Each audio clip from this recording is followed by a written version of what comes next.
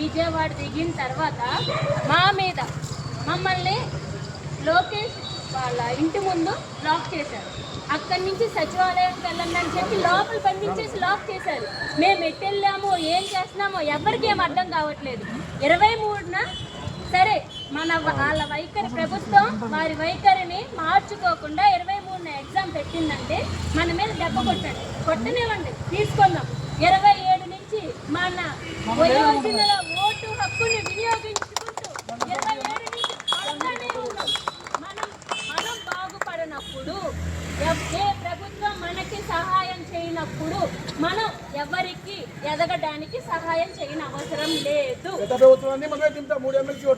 ఇప్పుడు కూడా రేపు నుంచి ఏ అమ్మాయి అయినా అబ్బాయి అయినా బయటకు వచ్చి మాట్లాడాలి. ఇది మన భవిష్యత్, మనమే మాట్లాడుకోవాలి. ప్రభుత్వం మన దగ్గరికి వచ్చి హామీ ఇచ్చే వరకు మాట్లాడాలి అంతే. నిన్న ఏమన్నారు ఎమ్మెల్సీ చిరంజీవి గారు, ఆయనకి వెళ్ళి మనది ప్రెజెంటేషన్ ఇవ్వలేదు కాబట్టి స్పందించలేదంట.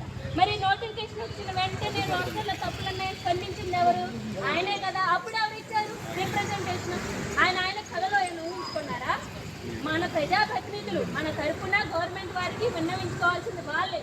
మనం వాళ్ళ దగ్గరికి వెళ్ళడం కాదు, న్యాయం చేస్తామని చెప్పి వాళ్ళు మన దగ్గరికి రావాలి.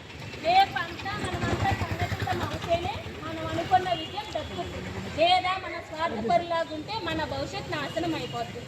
మన విజయం మన చేతుల్లోనే. కదులుతాం, బయటికి రండి, విజయం సాధిస్తాం.